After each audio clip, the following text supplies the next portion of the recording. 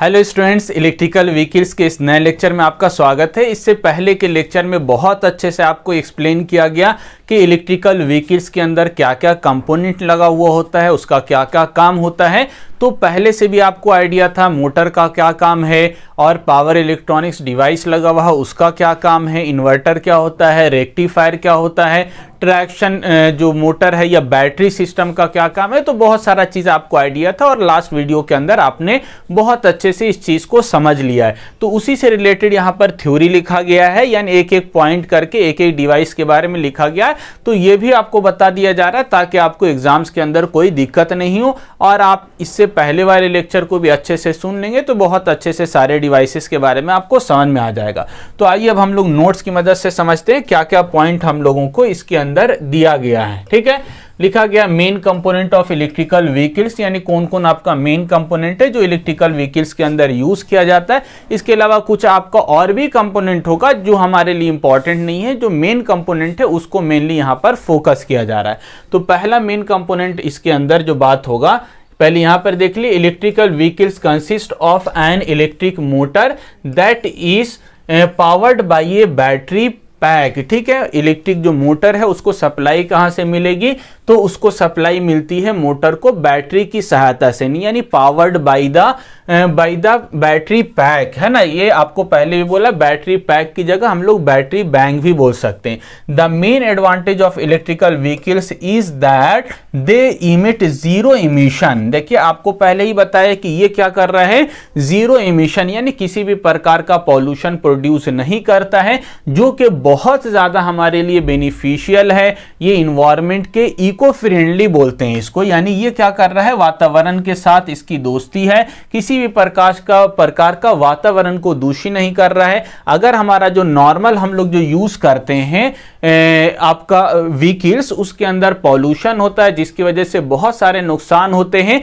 उन सारे चीजों से यहां पर बच जाएंगे हम। यानी आपको मालूम है एसिडिक रेन होता है, ओजोन डिप्लेशन होता है, हार्मफुल गैसेस प्रोड्यूस होता है, उन सारे इफेक्ट से यहां पर आप बच पाएंगे यदि आप इलेक्ट्रिकल व्हीकल्स का यूज करते हैं। तो they also do not consume any fossil fuel, hence use a sustainable form of energy powering the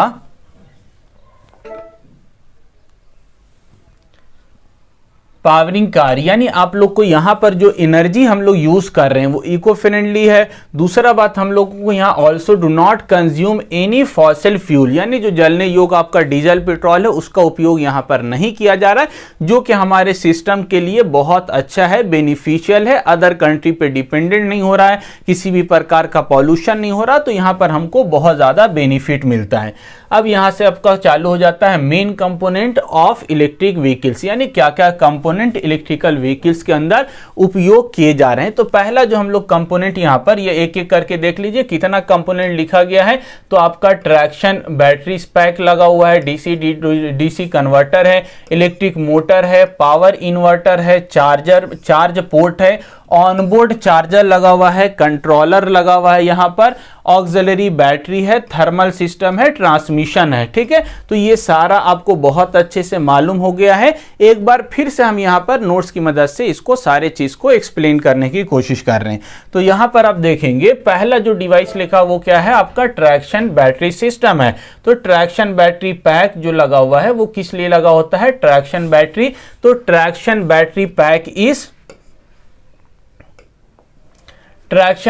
pack is also known as electrical vehicles battery. इसको हम क्या बोलेंगे शॉर्ट में, EVB बोलेंगे, इलेक्ट्रिकल व्हीकल्स बैटरी भी बोला जाएगा। It power the electric motor of an electric vehicles. The battery act as an electrical storage system, यानी ये एनर्जी को स्टोर करता है। It store energy in the form of DC current. किस form में स्टोर करेगा, तो DC फॉर्म के अंदर ये एनर्जी को स्टोर करेगा। The range will be higher with increasing kilowatt, यानी किलोवाट के अंदर अगर इंक्रीज करेंगे तो इसकी रेटिंग हाई होगी ऑफ द बैटरी की रेटिंग हाई करना तो उसकी KW रेटिंग को हाई करना होगा। बहुत जगह पर एम्पियर के अंदर भी इसकी रेटिंग दी हुई होती है। The life and operation of battery depend upon its design, किस तरह से इसका मैन्युफैक्चर किया गया है, डिजाइन किया गया है, कौन कौन मटेरियल यूज किया गया है, उन सारे चीज पर इसका डिपेंड करेगा कि ये कितना दिन चलेगा और इसका ऑपरेशन कैसा होगा, लाइफ कितना होगा।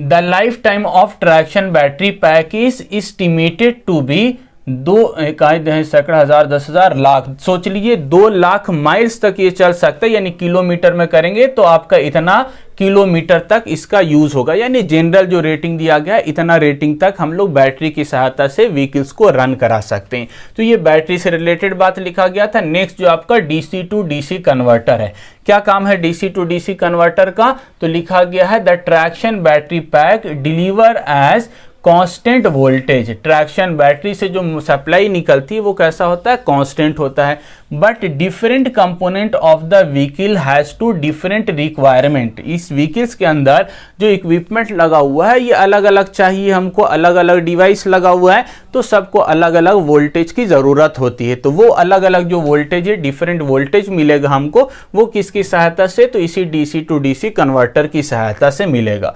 तो DC to DC converter distributes the output power that is coming from the battery to the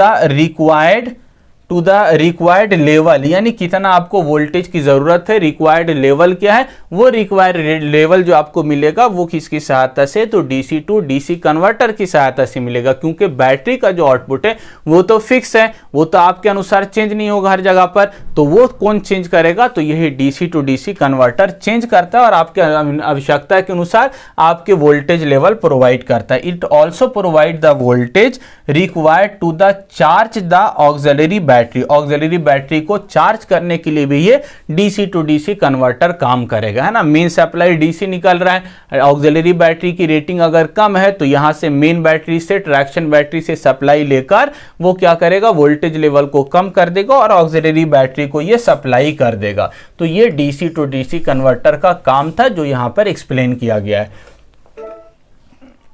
next जो लिखा गया है आपका इलेक्ट्रिक मोटर के बारे में, जिसके बारे में आपको बहुत अच्छे से मालूम है। इलेक्ट्रिक मोटर क्या है, इलेक्ट्रिक ट्रैक्शन मोटर भी इसको बोलते हैं हम लोग।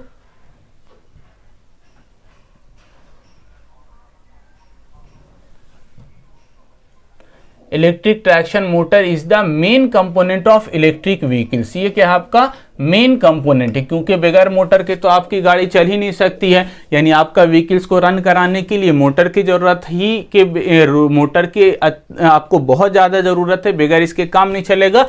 तो इसीलिए लिखा गया it is main component. The motor convert the electrical energy into kinetic energy या मैकेनिकल एनर्जी भी बोल सकते हैं। This energy rotate the wheels. यही एनर्जी जो मैकेनिकल एनर्जी मिल रही है, काइनेटिक एनर्जी मिल रही है, ये क्या करेगा, व्हील्स को रोटेट कराने का काम करेगा।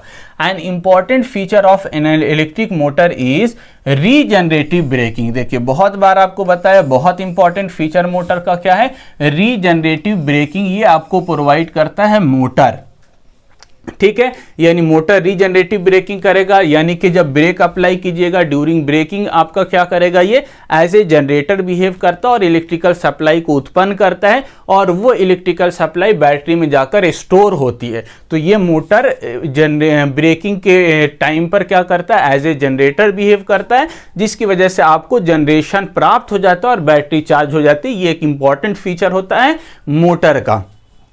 आगे लिखा गया they are basically two types of motor, DC and AC motor. अगर डीसी सप्लाई से मैकेनिकल पावर में चेंज हो रहा है तो डीसी मोटर कहलाता है, और अगर एसी सप्लाई के द्वारा मैकेनिकल में चेंज हो रहा है तो एसी मोटर कहलाता है। जनरली हम लोग इलेक्ट्रिकल व्हीकल्स के अंदर एसी मोटर का यूज करते हैं, क्योंकि यहाँ पर हम लोगों को बहुत ज़्यादा स्पीड के अंदर वेरिएशन करना होता है और मोटर को हम लोग फॉरवर्ड डायरेक्शन में, रिवर्स डायरेक्शन में, हर तरह से मूव कराना होता है। तो उसके लिए एसी मोटर ज़्यादा प्रीफरेबल होता है। बाकी बहुत जगह पर डीसी भी यूज होता है, जहां पर टॉर्क ज्यादा चाहिए होता है वहां पर डीसी मोटर की जरूरत होती है। नेक्स्ट आपका पावर इन्वर्टर लिखा गया। इन्वर्टर का काम आपको मालूम होगा, घर में भी इन्वर्टर होगा। तो बैटरी के अंदर जो इलेक्ट्रिकल सप्लाई होती है यानी डीसी सप्लाई, उसको एसी में चेंज करने के लिए हम लोग इन्वर्टर का यूज करते हैं।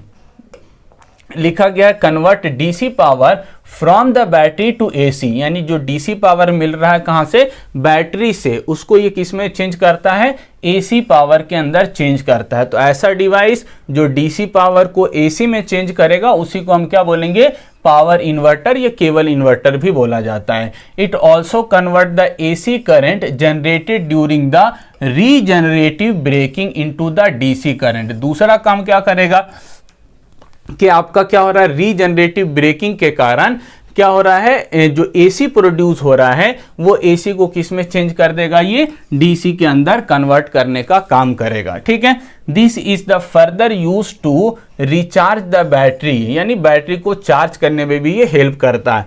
The inverter can change the speed of the vehicle, inverter की सहायता से जो सप्लाई मिलेगी उसको हम चेंज कर सकते हैं और उसकी सहायता से व्हीकल्स की स्पीड को हम क्या करेंगे, चेंज कर पाएंगे। तो ये पावर इन्वर्टर का काम है। मेन काम इसका क्या है, बैटरी से जो सप्लाई मिल रही है उसको एसी में चेंज करना, जिसकी सहायता से एसी मोटर रन करेगा।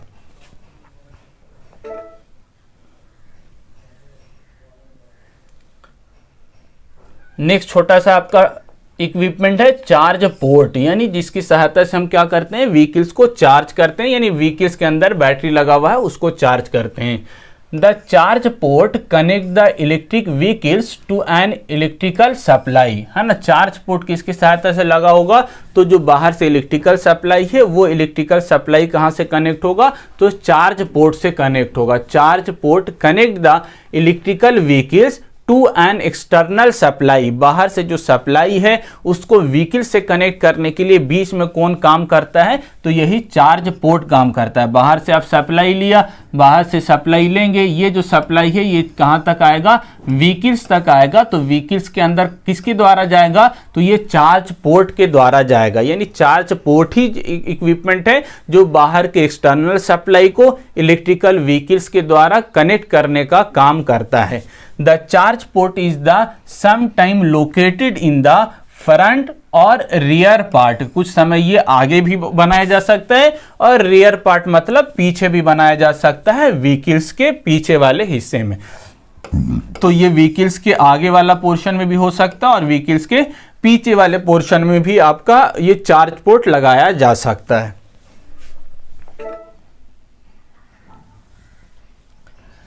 नेक्स्ट, ऑनबोर्ड चार्जिंग सिस्टम क्या है, तो ऑनबोर्ड चार्जिंग सिस्टम का मतलब होता है सारा जो चार्जिंग सिस्टम है वो कहाँ लगा हुआ हो, वो सारा का सारा आपका व्हीकल्स के अंदर लगा हुआ हो।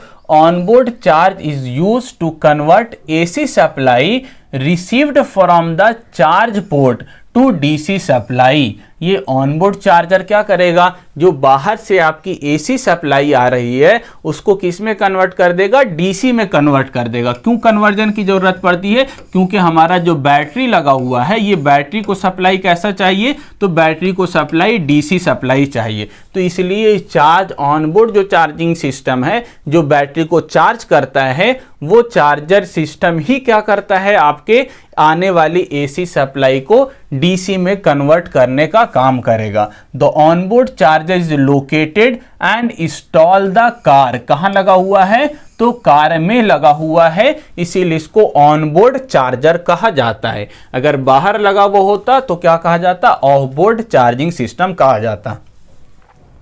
नेक्स्ट आपका जो डिवाइस है वो क्या है, कंट्रोलर है। तो कंट्रोलर का काम क्या है, लिखा गया it perform the regulation of electrical energy from the battery to the electric motor, यानी बैटरी से जो इलेक्ट्रिकल सप्लाई मिल रही है वो इलेक्ट्रिकल सप्लाई को भेजा कहाँ जाएगा, तो मोटर के अंदर भेजा जाएगा। तो मोटर के अंदर जो भेजा जा रहा है वो रेगुलेट वे में भेजा जाए, एक सही तरीके से भेजा जाए, जिसकी सहायता से हम क्या कर पाएं, मोटर की स्पीड को कंट्रोल कर पाएं, वोल्टेज बढ़ा पाएं, घटा पाएं, स्पीड बढ़ा घटा पाएं, टॉर्क को बढ़ा घटा पाएं, हम लोग डायरेक्शन को रिवर्स या फॉरवर्ड कर पाएं।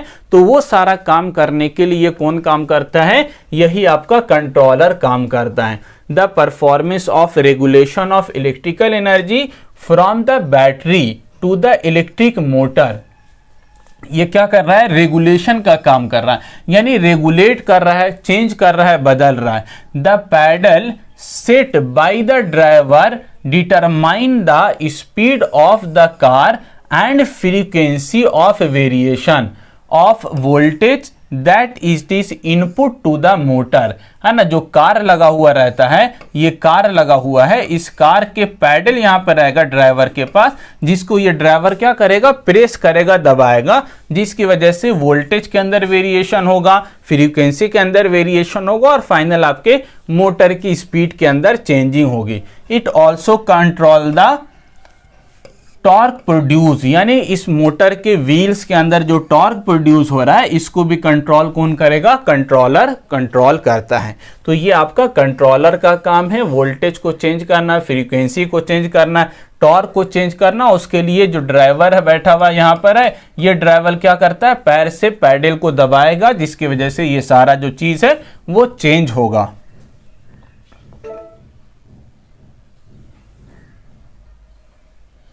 ऑक्सिलरी बैटरी का क्या काम है, तो ऑक्सिलरी बैटरी के बारे में लिखा गया, auxiliary battery in the absence of the main battery the auxiliary battery will continue to charge the car या रन द कार। यानी अगर मेन बैटरी आपका डिस्चार्ज हो जाता है, खराब हो जाता है, तो उस समय क्या करेगा, auxiliary battery charge the car या रन द कार, कार को रन कराने का काम कौन करेगा, ऑक्सिलरी बैटरी करेगा।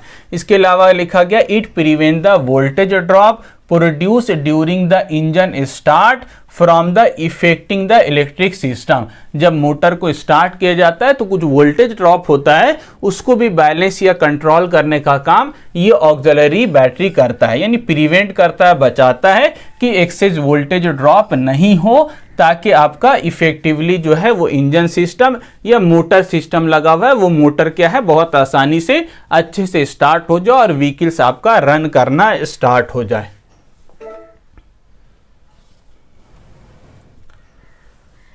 नेक्स्ट आपका थर्मल सिस्टम है। थर्मल का मतलब यहां पर हीट होता है, तो हीट को करने के लिए, डिसिपेट करने के लिए क्या लगा हुआ है, कूलिंग सिस्टम, यानी हीट को कम करना है with the help of cooling system, इसी को थर्मल सिस्टम यहां पर बोला जा रहा है।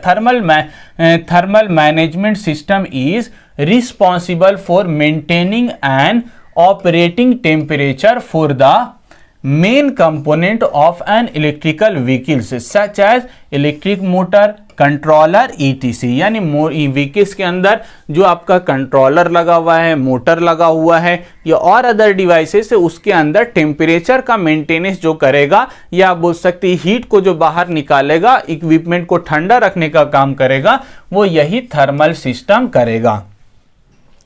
आगे लिखा गया it use as a combination of thermo electric cooling, force air cooling and liquid cooling, यानी अलग अलग सिस्टम होता है कूलिंग का, या तो आप नेचुरल एयर फ्लो कराकर उसको ठंडा करा सकते हैं, या कुछ लिक्विड फ्लो करा के ठंडा कर सकते हैं, या थर्मो इलेक्ट्रिक कूलिंग का यूज करके आप सारे कंपोनेंट को ठंडा कर सकते हैं। तो ठंडा करने का डिफरेंट तरीका होता है, आप अलग अलग मेथड से सारे कंपोनेंट को ठंडा रखने का काम करेंगे, इसी को क्या बोला जाएगा, थर्मल सिस्टम बोला जाएगा।